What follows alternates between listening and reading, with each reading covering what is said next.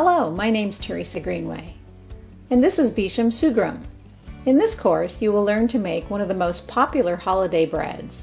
It's called panettone. The creation of panettone stems back almost 500 years from Milan, Italy. It takes several days to prepare the dough. Panettone is a process and an art. It is really popular during the holidays, especially Christmas.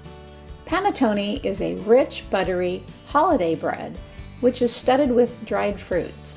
In this course, Beesham will be your instructor, and I will be your guide. I also am doing the filming and the editing of the course. So come on, let's get started. Let's make some panettone.